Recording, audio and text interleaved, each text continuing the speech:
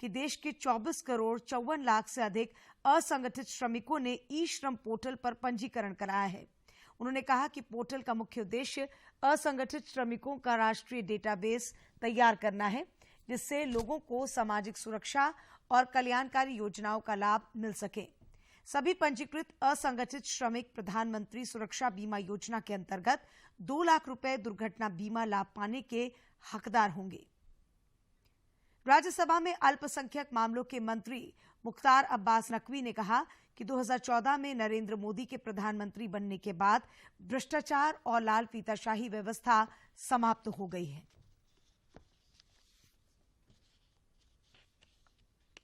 केंद्र सरकार ने 2 महीने के भीतर उन 60 टीवी चैनलों के खिलाफ कार्रवाई शुरू की है जिन पर दिखाई जाने वाली खबरें देश की सुरक्षा और अखंडता के लिए खतरा है।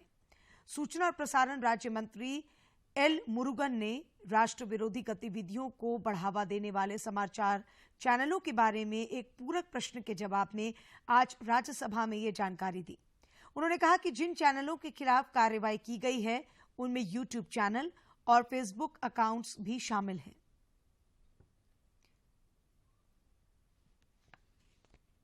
पलामू के सांसद विष्णु दयाल राम ने आज लोकसभा में गढ़वा जिले में मेडिकल कॉलेज की स्थापना का मुद्दा उठाया। सांसद ने कहा कि पलामू संसदीय क्षेत्र के अंतर्गत गढ़वा जिला देश के 112 आकांक्षी जिलों में से एक है, जहां चिकित्सकीय सुविधा का घोर अभाव है। साधारण सी बीमारी के इलाज के लिए भी करीब 180 किलोमीटर दूर रांची जाना पड़ता है। मेडिकल कॉलेज खुलने से लोगों को अपने क्षेत्र में ही अच्छी स्वास्थ्य सुविधा मिल सकेगी। गोड्डा के भाजपा सांसद निशिकांत दुबे ने लोकसभा अध्यक्ष को कांग्रेस सांसद राहुल गांधी के खिलाफ विशेषाधिकार हनन और गलत बयानी का नोटिस दिया है। श्री दुबे ने कहा कि राहुल गांधी की मानसिकता जिन्ना के 2 राष्ट्र के सिद्धांत की है। कल लोकसभा में दिया गया उनका भाषण देश को टुकड़ों में बांटने की साजिश है। इधर झारखंड में सरकारी और निजी विद्यालयों में कल से ऑफलाइन कक्षाएं शुरू हो जाएंगी। राज्य के कुल 24 में से 17 जिलों में कक्षा 1 से और 7 जिलों में कक्षा 9 से 12वीं तक के बच्चों के लिए कक्षाएं शुरू की जाएंगी। कक्षा 1 से 5वीं तक के बच्चे 22 महीने बाद स्कूल जाएंगे। वहीं कक्षा 9 से ऊपर के विद्यार्थी 1 महीने बाद क्लास करेंगे। विद्यालयों का संचालन पूर्व की भांति सुबह 8 से दोपहर 2 बजे तक किया जाएगा। स्कूलों में मध्याह्न भोजन योजना भी शुरू की जाएगी। इस संबंध में शिक्षा विभाग द्वारा जारी निर्देश में कहा गया है कि ऑफलाइन कक्षा के साथ पूर्व की भांति ऑनलाइन कक्षा भी संचालित होगी। वहीं बच्चों के स्कूल जाने के लिए अभिभावक का सहमति पत्र अनिवार्य होगा। देश में कुछ दिनों से कोरोना संक्रमण के नए मामलों में कमी आई है। केंद्रीय स्वास्थ्य मंत्रालय के संयुक्त सचिव लव अग्रवाल ने बताया कि देश में अभी औसतन 2,04,000 केस आ रहे हैं। इससे पहले 21 जनवरी को 3,47,000 केस सबसे ज्यादा आए थे। पिछले 14 दिनों में नए केस में कमी आई है और सक्रिय संक्रमितों की संख्या भी घटी है। अगर हम इंडिया के परिप्रेक्ष्य में एनालाइज करें तो हम देखते हैं कि एक कंटिन्यूड बेसिस पर पिछले कुछ दिनों से decline in covid reported cases देश में नोट किया जा रहा है।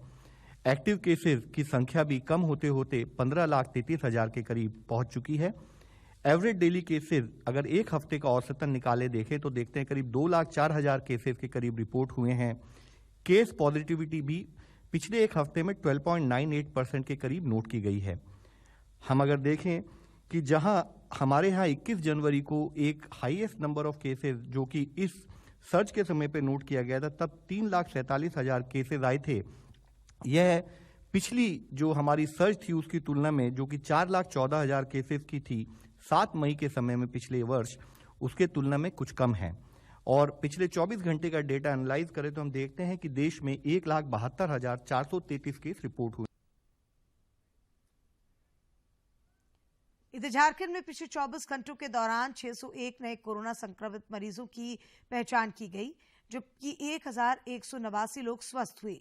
इसके साथ ही राज्य में सक्रिय मामलों की संख्या घटकर 3,781 रह गई है। हालांकि इस दौरान 3 संक्रमितों की मौत भी हुई है।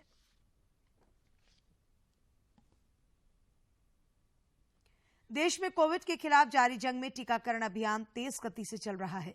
केंद्रीय स्वास्थ्य मंत्रालय के अनुसार अब तक 1,67,68,00,000 से अधिक कोविड रोधी टीके लगाए गए हैं।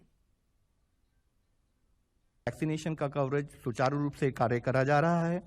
अब तक total 167.88 crore total doses administer की जा चुकी हैं। इसी तरह से अगर हम देखें 89.73 करोड़ डोजेज देते हुए 96% of eligible population above 18 years को कवर किया जा चुका है। साथ ही सेकेंड डोज को 71.8 करोड़ डोजेज देते हुए 76% of eligible second dose people को भी कवर किया जा चुका है। प्रिकॉशन डोज जो 10 जनवरी से शुरू की गई थी उसके अंतर्गत अब तक 1.35 करोड़ डोजेज दी जा चुकी हैं और पॉपुलेशन एजेड 15 टू 18 ईयर यानी कि यंग एडोलसेंट के लिए जो 3 जनवरी से कार्य शुरू किया गया था उसके अंतर्गत अब तक 4.78 करोड़ डोजेज देते हुए 65% एलिजिबल पॉपुलेशन को कवर किया जा चुका है। यहाँ यह विषय भी हम आपकी दृष्टि में लाना चाहेंगे, जैसे हम सबको अवगत है कि 15 टू 18 ईयर्स एज ग्रुप में कोवैक्सीन जो वैक्सीन अलाउ की गई है उसका 28 दिन बाद देने का कार्यक्रम सेकेंड डोज का कार्यक्रम एज पर गाइडलाइंस है।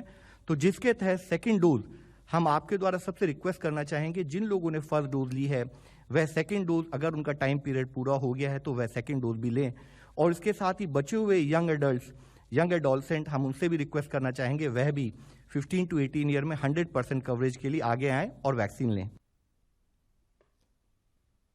खूंटी जिला में कोविड रोधी टीकाकरण अभियान जोर शोर से चल रहा है।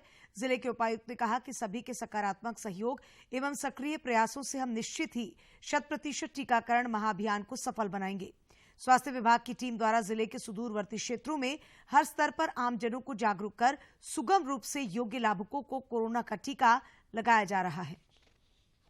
मुख्यमंत्री हेमंत सोरेन की अध्यक्षता में आज रांची में झारखंड राज्य वन्य जीव बोर्ड की बैठक हुई।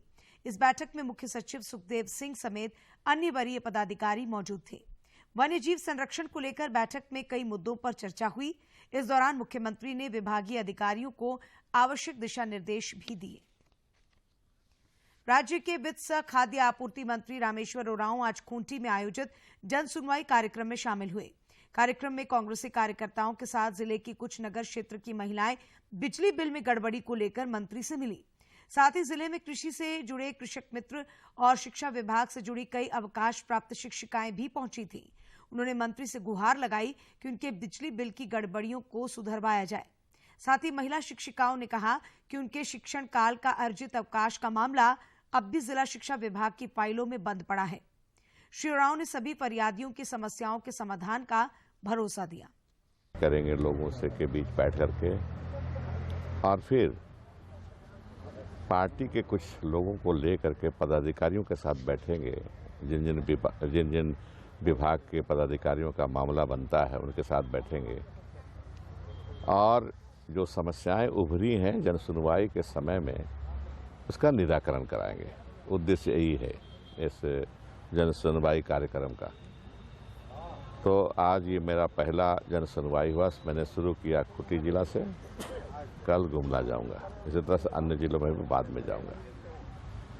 अभी तक 25 शिकायतें मिली हैं, जनता द्वारा दी गई हैं।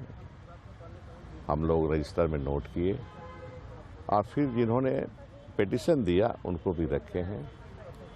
1 घंटा के बाद हम पदाधिकारियों के साथ हम बैठेंगे। हम लोग मेरे साथ पार्टी के अध्यक्ष रामकृष्ण जी रहेंगे और साथ देने के लिए ओम प्रकाश मिश्र जी भी रहेंगे।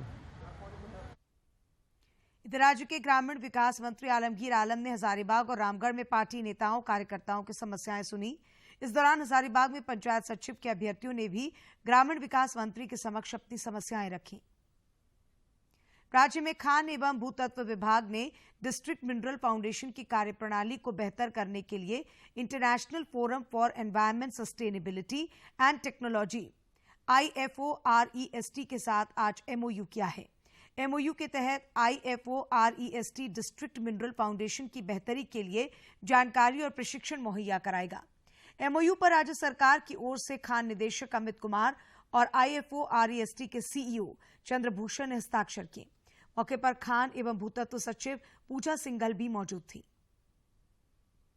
मनरेगा के अंतर्गत नवनियुक्त लोकपालों के लिए आयोजित कार्यशाला का शुभारंभ करते हुए मनरेगा आयुक्त राजेश्वरी बी ने कहा कि सभी लोकपालों को भारत सरकार द्वारा जारी निर्देशिका के अनुसार अपने दायित्वों का निर्वहन करना है।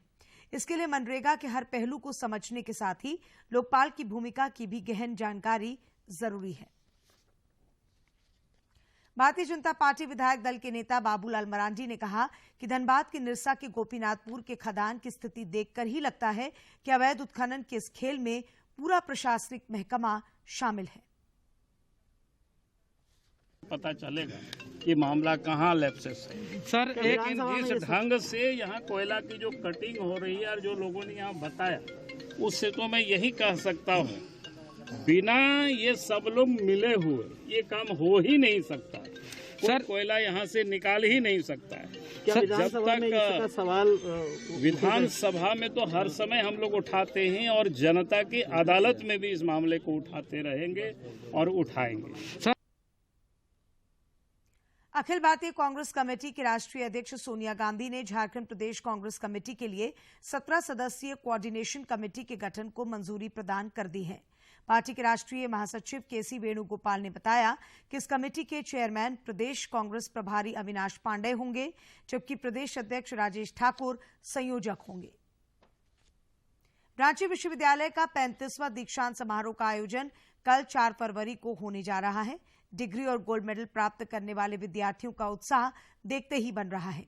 रांची विश्वविद्यालय की कुलपति कामिनी कुमार ने बताया कि दीक्षांत समारोह के मुख्य अतिथि राज्यपाल रमेश बैस होंगे।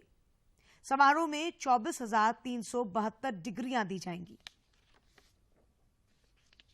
और कितना खास होता है विश्वविद्यालय के लिए, छात्रों के लिए?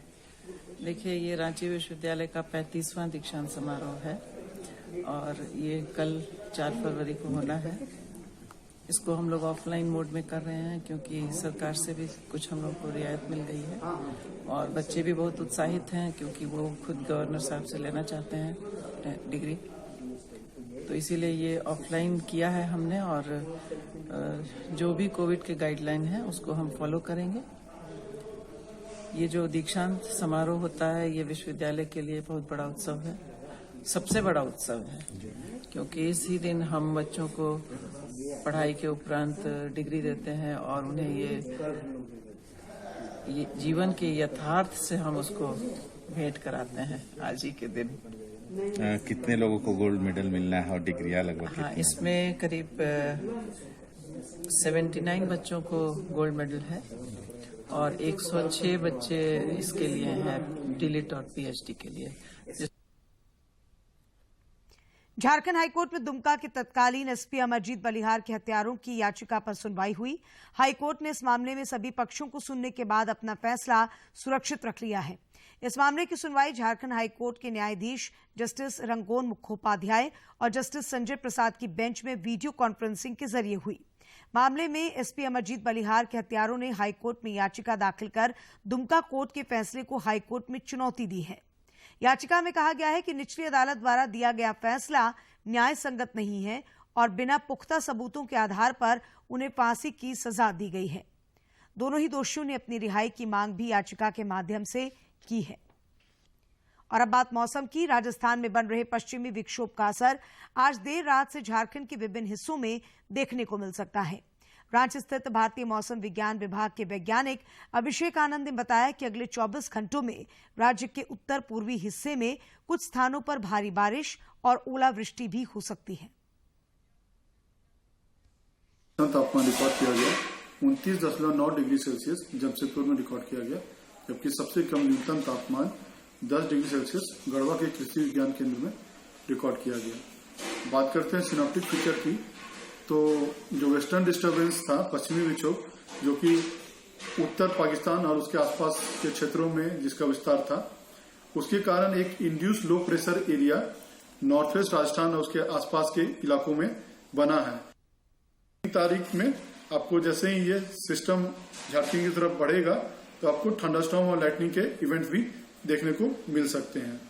और 4 तारीख की बात करें तो 4 तारीख में जो सिस्टम है उसका असर झारखंड में सबसे ज्यादा देखने को मिलेगा और लगभग सभी इलाकों में हल्के से मध्यम दर्जे की बारिश देखने को मिलेगी। राजधानी रांची के विभिन्न क्षेत्रों में आज पुलिस ने एंटी क्राइम चेकिंग अभियान चलाया। मौके पर स्थानीय लोगों ने रांची पुलिस के इस अभियान की सराहना की है और अपराध की रोकथाम में इसे जरूरी बताया है।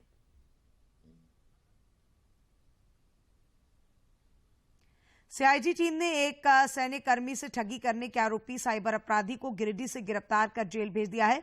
पुलिस से मिली जानकारी के मुताबिक गिरफ्तार अपराधी रांची के नामकुम में रहने वाले एक फौजी को अपना निशाना बनाया था। उनसे 3,36,000 रुपए ठग लिए थे। इस मामले में भुक्तभोगी द्वारा साइबर सेल में मामला दर्ज कराया गया था। और अब कुछ खबरें राज्य के विभिन्न जिलों से।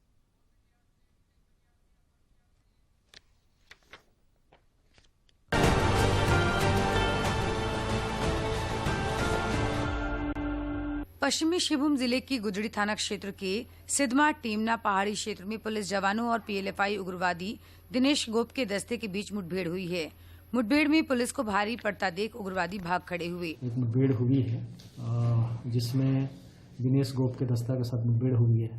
उनके पास से अभी तक जो हम लोग को प्राप्त हुआ है, सूचना प्राप्त हुआ है, उसमें उनके पिट्ठू मिले हैं, कुछ मोबाइल मिले हैं, कुछ उनके दैनिक उपयोग के सामग्री मिले हैं। सिमडेगा जिले के कोलेबिरा थाना क्षेत्र के कार्टन में बंद एक नवजात बच्ची के शव को बरामद किया गया है।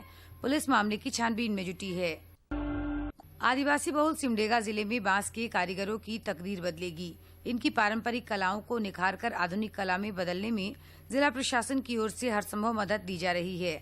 जिले के कारीगर अब आधुनिक डिजाइन के बांस के सजावटी सामान, फर्नीचर और अन्य उपयोगी वस्तु बनाकर अच्छी आमदनी प्राप्त कर रहे हैं। महिला थाना प्रभारी रूपा तिर्की मौत मामले की सीबीआई जांच कर रही है। पिछले दिनों रूपा तिर्की से जुड़े कई लोगों से सीबीआई ने पूछताछ की है। सीबीआई की टीम ने मिर्जा चौकी थाना प्रभारी अशोक प्रसाद और 2 महिला होमगार्ड सिपाही से भी पूछताछ की। झारखंड शारीरिक शिक्षा प्रशिक्षित शिक्षक संघ के एक शिष्टमंडल ने विधायक ममता देवी से मुलाकात कर ज्ञापन सौंपा। संघ की ओर से सौंपे गए ज्ञापन में राज्य के सभी विद्यालयों में शारीरिक शिक्षक के नियुक्ति की मांग करते हुए उनसे इस संबंध में मुख्यमंत्री से बात करने का आग्रह किया गया। देवघर जिले के जसीडीह रेलवे स्टेशन से जीआरपी पुलिस ने एक पॉकेटमार को रंगे हाथ गिरफ्तार किया। गिरफ्तार आरोपी को पुलिस ने अदालत के आदेश से न्यायिक हिरासत में जेल भेज दिया है। रांची पुलिस की ओर से आपराधिक घटनाओं पर अंकुश को लेकर विभिन्न थाना क्षेत्र में लगातार जांच अभियान चलाया जा रहा है। इसी क्रम में आज राजधानी रांची के जगन्नाथपुर थाना क्षेत्र में एंटी क्राइम चेकिंग अभियान चलाकर आने जाने वाले वाहनों की तलाशी ली गई। जमशेदपुर में मानगो नगर निगम के कार्यपालक पदाधिकारी दीपक सहाय ने स्वच्छता सर्वेक्षण 2022 की जागरूकता के लिए आयोजित नुक्कड़ नाटक कार्यक्रम में टीम के कार्यों की सराहना की। कार्यपालक पदाधिकारी के निर्देशानुसार नुक्कड़ नाटक का आयोजन नगर निगम परिसर में किया गया। पलामू जिले में हो रहे अवैध माइनिंग की जांच का आदेश एनजीटी ने दिया है। एनजीटी की विशेष अदालत ने सुनवाई करते हुए क्षेत्र में हो रहे अवैध माइनिंग की जांच करने का आदेश दिया है। इसके लिए एनजीटी ने पलामू उपायुक्त को 2 सप्ताह का समय दिया है। हजारीबाग नगर निगम की आयुक्त गरिमा सिंह ने शहर को स्वच्छ और सुंदर बनाने का संकल्प दोहराया है। उनकी उत्कृष्ट कार्यशैली और प्रबंधन के कारण अब शहर में बदलाव दिखने लगा है।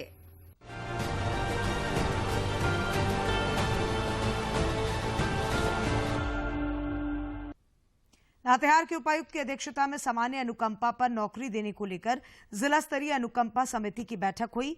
इस बैठक में उपायुक्त ने अनुकंपा पर नौकरी को लेकर पदाधिकारियों और कर्मियों को पूरी संवेदनशीलता के साथ आवेदन का निष्पादन करने का निर्देश दिया। बाबा बैद्यनाथ धाम में बसंत पंचमी के अवसर पर श्रद्धालुओं को हर संभव सुविधा और सुरक्षा व्यवस्था को लेकर देवघर के उपायुक्त मंजूनाथ भजंत्री ने आज मंदिर और आसपास के क्षेत्रों का निरीक्षण किया और यहां तैयारियों का जायजा लिया। इस दौरान उपायुक्त ने मंदिर प्रांगण व आसपास के क्षेत्रों में साफ सफाई के अलावे श्रद्धालुओं की सुविधा के लिए स्पाइरल की व्यवस्था और बैरिकेडिंग, स्वच्छ शौचालय और पेयजल की दुरुस्त व्यवस्था करने का निर्देश दिया। देवघर पुलिस को बड़ी सफलता मिली है। पुलिस ने क्रूड ऑयल की डकैती करने की योजना बना रहे 4 अपराधियों को गिरफ्तार किया है। वहीं एक आरोपी को चोरी करने की योजना बनाते हुए गिरफ्तार किया गया है। पुलिस ने इनके पास से चोरी में इस्तेमाल होने वाला सामान भी बरामद कर लिया है। देवघर के उपायुक्त मंजूनाथ भजंत्री द्वारा समाहरणालय परिसर से पेट्रोल सब्सिडी योजना के व्यापक प्रचार प्रसार के लिए आज जागरूकता रथ को हरी झंडी दिखाकर रवाना किया गया। इस दौरान उन्होंने संबंधित विभाग के अधिकारी को निर्देशित करते हुए कहा कि जागरूकता रथ जिले के सभी प्रखंडों और पंचायतों में जाकर ग्रामीणों को उक्त योजना की जानकारी तथा योजना के लाभ लेने के तरीकों से अवगत कराएगा। आजादी के सफर के आज की कड़ी में देखिए साइमन कमीशन के बहिष्कार करने के निर्णय और स्वतंत्रता सेनानी भवानी भट्टाचार्य के बारे में।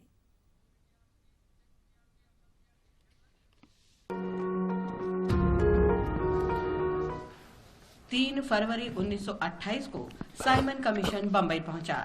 साइमन कमीशन दरअसल भारतीय सांविधिक आयोग था, जिसका गठन 1919 के भारत सरकार अधिनियम के कामकाज पर रिपोर्ट देने के लिए किया गया था। आयोग की इस यात्रा का उद्देश्य ब्रिटिश भारत में संवैधानिक सुधार का अध्ययन करना तथा इस तरह के और सुधारों का सुझाव देना था। जॉन साइमन और क्लेमेंट एटली की संयुक्त अध्यक्षता वाले इस आयोग में 7 सदस्य शामिल थे, जो सभी ब्रिटिश थे। आयोग में एक भी भारतीय को शामिल नहीं किया गया था, इसलिए राष्ट्रीय नेताओं और स्वतंत्रता सेनानियों ने इसका कड़ा विरोध किया। 1927 में मद्रास में आयोजित भारतीय राष्ट्रीय कांग्रेस के वार्षिक अधिवेशन के दौरान आयोग का बहिष्कार करने का निर्णय लिया गया। आयोग के भारत आगमन पर पूरे देश में हड़ताल की गई। आयोग के गठन की निंदा करने के लिए देश भर में बैठकें भी आयोजित की गयीं। आयोग को हर शहर में विरोध का सामना करना पड़ा। मद्रास में प्रदर्शनकारियों पर फायरिंग हुई और कई जगहों पर लाठीचार्ज किया गया। केंद्रीय विधानसभा ने बहुमत से निर्णय लिया कि उसका आयोग से कोई लेना देना नहीं होगा। पूरे देश में साइमन वापस जाओ के नारे गूंजने लगे। लखनऊ में गोविंद बल्लभ पंत पुलिस के लाठीचार्ज में घायल हो गए और जीवन भर के लिए अपंग हो गए। 30 अक्टूबर 1928 को जब साइमन कमीशन ने लाहौर का दौरा किया, लाला लाजपत राय ने इसके विरोध में लोगों का नेतृत्व किया। विरोध शांतिपूर्ण था, लेकिन प्रतिशोध की कार्रवाई में तत्कालीन पुलिस अधीक्षक जेम्स ए स्कॉट ने प्रदर्शनकारियों पर लाठी चार्ज करने का आदेश दिया। लाला लाजपत राय गंभीर रूप से घायल हो गए। इसके बावजूद उन्होंने चिकित्सा सहायता पहुंचने से पहले ही वहां एकत्र लोगों को संबोधित किया और कहा कि उन पर किया गया ये क्रूर प्रहार ब्रिटिश भारत के ताबूत में अंतिम कील साबित होगा। दुर्भाग्य से लाला लाजपत राय का 17 नवंबर 1928 को निधन हो गया। साइमन कमीशन ने 2 खंडों में एक रिपोर्ट प्रकाशित की। इसने भारत में प्रांतीय स्वायत्तता का प्रस्ताव रखा, लेकिन केंद्र में संसदीय जिम्मेदारी का प्रस्ताव खारिज कर दिया। ब्रिटिश सरकार ने भारत में साइमन कमीशन के विरोध को देखा और ये कहकर लोगों को शांत करने की कोशिश की कि भविष्य में इस तरह की किसी भी कवायद में भारतीयों की राय को ध्यान में रखा जाएगा। बाद में ब्रिटिश सरकार ने भारत में संवैधानिक सुधारों पर चर्चा के लिए लंदन में गोलमेज सम्मेलन आयोजित किए। हम स्वतंत्रता सेनानी और राजनीतिक कार्यकर्ता भवानी भट्टाचार्य को भी याद करते हैं, जो 3 फरवरी 1935 को शहीद हो गए थे। भवानी भट्टाचार्य का जन्म 1914 में ढाका जिले के जोयदेवपुर गांव में हुआ था, जो अब बांग्लादेश में है। वो बंगालियों के क्रांतिकारी आंदोलन से जुड़े थे और ढाका में श्री संघ क्रांतिकारी समूह में शामिल हो गए। 1934 में भवानी प्रसाद ने अपने साथियों रवि रंजन बनर्जी, मनोरंजन बनर्जी और उज्ज्वला मजूमदार के साथ 8 मई 1934 को दार्जिलिंग के लेबोंग रेसकोर्स में बंगाल के दमनकारी राज्यपाल जॉन एंडरसन की हत्या की योजना बनाई। भवानी राज्यपाल से मिलने गए और उन पर गोली चला दी, लेकिन गलती से गोली एक ब्रिटिश महिला को लगी। पुलिस की गोलीबारी में भवानी घायल हो गए। उन्हें गिरफ्तार कर लिया गया और जेल में डाल दिया गया। बाद में अदालत ने उन्हें मौत की सजा सुनाई। भवानी प्रसाद को 3 फरवरी 1935 को राजशाही सेंट्रल जेल में फांसी दे दी गई। हम इस महान शहीद को नमन करते हैं।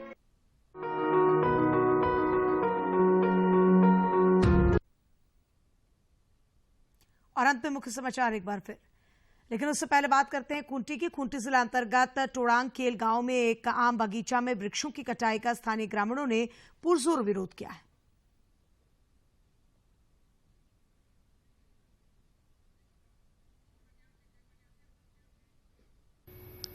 खूंटी के डोड़ांगकेल गांव में 2-3 दिनों के भीतर आम के 6 विशाल वृक्ष काट डाले गए, जिसका असर ये हुआ कि स्थानीय ग्रामीण इसके खिलाफ मुखर हो उठे हैं। उन्होंने इस आम बगीचा को स्थानीय ग्रामीणों का सामूहिक धरोहर बताते हुए वृक्ष की कटाई पर रोक लगाने की मांग की है। दलाल लोग जमीन लूट रहा है, इसीलिए पेड़ को काट रहा है, वहाँ पे घर सब बनाएंगे बोल रहा है। बनाया गया घर भी बनाया गया और वहाँ पर भी जानकारी के मुताबिक आम बगीचा वाले स्थल पर रैयत द्वारा निर्माण किया जाना है, इसलिए वन विभाग से अनुमति लेकर 6 आम वृक्ष काटे गए। हमारे पूर्वजों का है और हमने उसका लगान भी देते आए हैं, अभी तक हम दे रहे हैं, अभी भी हम लगान दे रहे हैं उसके, और वो हमारा ही हुआ। जो पेड़ कट रहा था वो प्रशासन के अनुमति के साथ हमने वन विभाग से अनुमति। इस इलाके में वृक्ष की कटाई का विरोध इस हद तक जा पहुंचा है कि रैली की शक्ल में गांव की महिला और पुरुष उपायुक्त कार्यालय घेराव करने के लिए लाठी डंडे और बैनर पट्टा लिए निकल पड़े। बाद में पुलिस प्रशासन ने हुटुबदाग के पास बैरिकेडिंग लगाकर उनका मार्ग अवरुद्ध किया और संयुक्त ग्राम सभा की बैठक में आने का आश्वासन दिया। हम लोग जिला प्रशासन को पूरा सूचना दिए थे कि कुछ दलाल लोग से या जमीन माफिया लोग से ये बेचा जा रहा है, तो उसमें से कुछ कार्रवाई नहीं हुआ। बीरबलता थाना वन प्रमंडल से उसको आदेश मिल गया है कि काट दिए पेड़, काटा गया 6 पेड़। उसको वजह से हम लोग जैसे विरोध किए। इधर एसडीओ सैयद रियाज अहमद ने बताया कि फिलहाल निर्माण कार्य और वृक्ष कटाई पर प्रशासन ने रोक लगा रखी है ताकि जिले में लॉ एंड ऑर्डर की स्थिति शांतिपूर्ण और सामान्य बनी रहे। खूंटी के डोगांकेल गांव में वृक्षों की कटाई का मामला पर्यावरण संरक्षण से भी जुड़ा है, लिहाजा सभी बातों का ध्यान रखा जाना चाहिए। विकास के साथ वन पर्यावरण की सुरक्षा भी लाजमी है, तभी धरती की हरियाली है और तभी धरती पर जीवन है। खूंटी से ज्योत्सना की रिपोर्ट। और अंत में मुख्य समाचार एक बार फिर।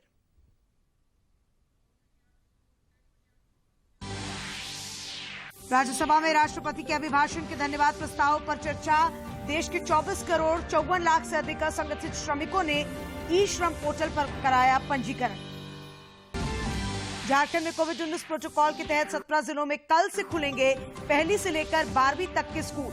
शेष 7 जिलों में कक्षा 9 से 12वीं तक कक्षाएं होंगी शुरू। राज्य में कोरोना संक्रमितों की रिकवरी दर बढ़कर हुई 97.88%। नए मरीज की जगह स्वस्थ होने वाले लोगों की संख्या बढ़ी। और पश्चिमी विक्षोभ के कारण आज देर रात से राज्य के मौसम में दिखेगा बदलाव का असर, विभिन्न हिस्सों में बारिश की संभावना।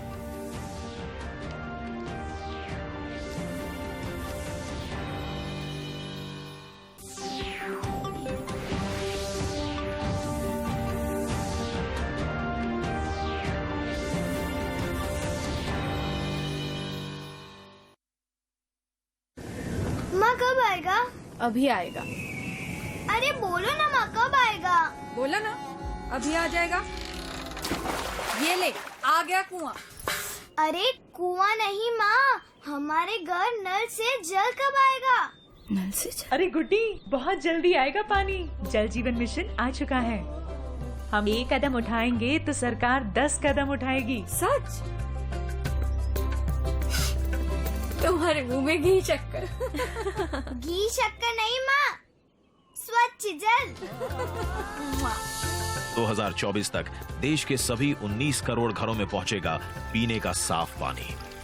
अब होगा हर घर जल। जल जीवन मिशन, जल शक्ति मंत्रालय, भारत सरकार।